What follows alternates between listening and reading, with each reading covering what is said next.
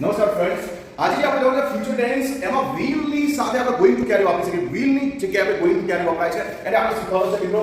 will versus going to આપણે topic લીધો છે, એકદમ ઈઝી પડી જશે ને, અંગ્રેજી સારી રીતે આવડી જશે. તમે ધ્યાન રાખો, will જે છે એ ઇન્સ્ટન્ટ ડિસિઝન, તાત્કાલિક નિર્ણય લેવો હોય તો will વાપરો. ઓકે, તમારે ત્વરિત નિર્ણય લેવો હોય સેન્ટેન્સ કરવું હોય તો will આઈ સાથે will યુઝ કરો, ત્યારે સેન્ટેન્સ બની જશે. going to જે છે એ પ્લાન, તમારું પ્લાન, તમારી કોઈ યોજના હોય દર્શાવવા માટે going to વપરાશે. પણ એક વસ્તુ યાદ રાખજો કે જાણતા હોવો જોઈએ. અહીં એક્ઝામ્પલ તો સરસ મજાના બે લખ્યા છે. I will call you. મારે ત્વરિત નિર્ણય તો ફોન કરવાનો રાઈટ, તો ત્વરિત નિર્ણય લેવા માટે I will call you use કર્યું. why કોઈ પ્લાન, મારે ભણવા જવું છે, that means one of the plan, તો I am going to study. તો મિત્રો તમને બધાને ખબર પડી કે will અને going to જ્યારે વાપરવું હોય તો શું કરવું પડે, will ની જગ્યાએ going to યુઝ કરવું પડે. તો એની સાથે તમારે એની વિધાન વાપરવું પડે છે, કારણ કે ફ્યુચર એ પ્રેઝન્ટ એ ફ્યુચરને ફોલો કરે છે, પાસ્ટ તો નથી. અહીંયા એટલા માટે છે આઈ છે એટલે.